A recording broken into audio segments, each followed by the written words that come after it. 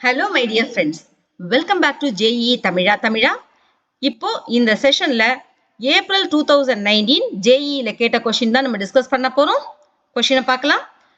Space between two concentric conducting spheres of radii A and B is greater than A is filled with a medium of resistivity rho. The resistance between the two spheres will be. இந்த question தமிழ்ல பார்க்கலாம்.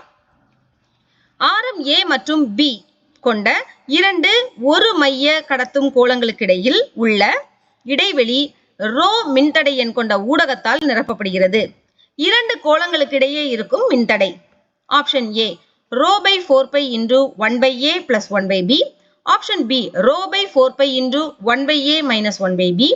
Option C rho by 2 by into 1 by A plus 1 by B. and option D rho by 2 pi into 1 by A minus 1 by B.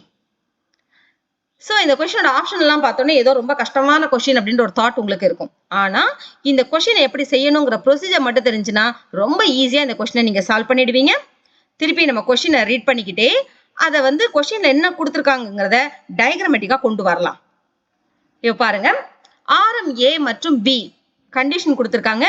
B is greater than A கொண்ட இரண்டு ஒரு மைய கடத்தும் கோளங்களுக்கிடையில் உள்ள இடைவெளி ரோ மின்தடை கொண்ட ஊடகத்தால் நிரப்பப்படுகிறது. So B is greater than A ன்னு கொடுத்திருக்காங்க. அப்ப இரண்டு கோளங்கள், ஒரு கோளத்தினுடைய ஆரம் A, இன்னொரு கோளத்தினுடைய ஆரம் B. B is greater than A. அப்ப B கோளம் தான் நமக்கு பெருசு.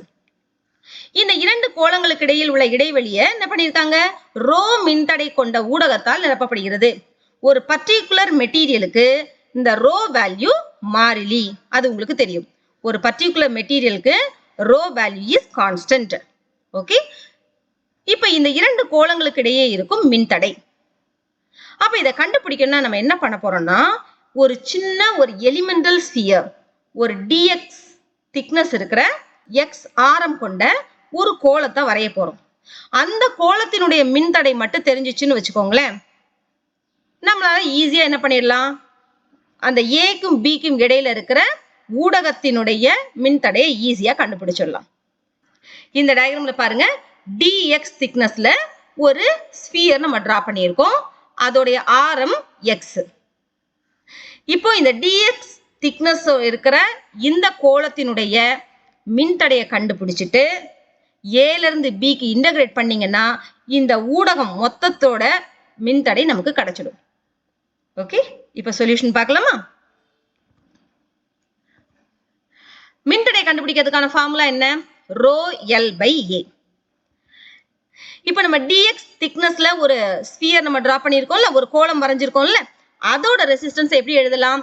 dr is equal to rho dx by a.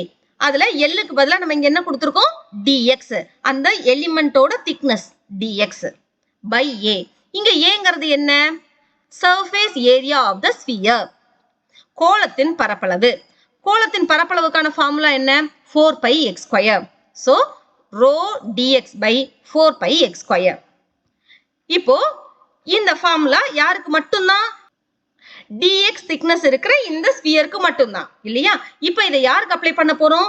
ஏல இருந்து பி ரீஜனுக்கு இடையில உள்ள மொத்த ஊடகத்துக்கும் நம்ம கண்டுபிடிக்க போறோம். அப்ப இந்த ஃபார்முலாவை நம்ம எப்படி மாத்தி எழுதலாம் பாருங்க. இன்டகிரல் dr, இன்டகிரல் dr போட்டா நமக்கு என்ன கிடைச்சிடும்? r தானே. So r is equal to integral எங்க இருந்து எங்க கண்டுபிடிக்க போறோம்?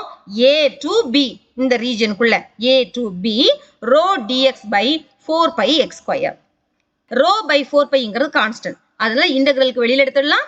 So r is equal to rho by 4 pi integral a to b dx by x square.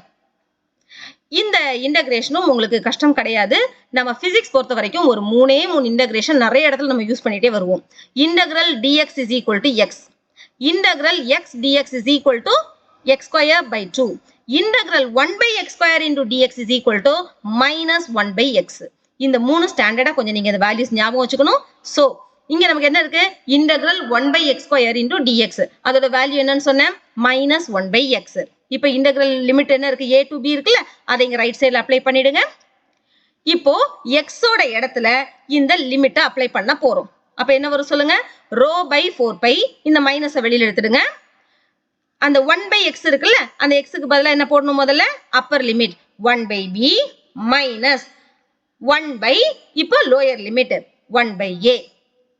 Okay இப்போ நீங்க மைனஸை உள்ள கொண்டு வந்துட்டீங்கன்னா என்ன ஆயிடும் மைனஸ் இன்டு மைனஸ் பிளஸ் இல்லையா so 1 by a minus 1 by b மாத்தி எழுதிக்கலாமா so r is equal to rho by 4 pi into 1 by a minus 1 by b. Okay இந்த ஆப்ஷன் நம்ம கொஸ்டின்ல இருக்கா பாருங்க. ஸோ ஆப்ஷன் B ல பாருங்க rho by 4 pi into 1 by a minus 1 by b இருக்கு. So option B is the right answer. Next செஷன்ல இன்னொரு JEE சம்மோட உங்களை சந்திக்கிறேன். Thank you for watching.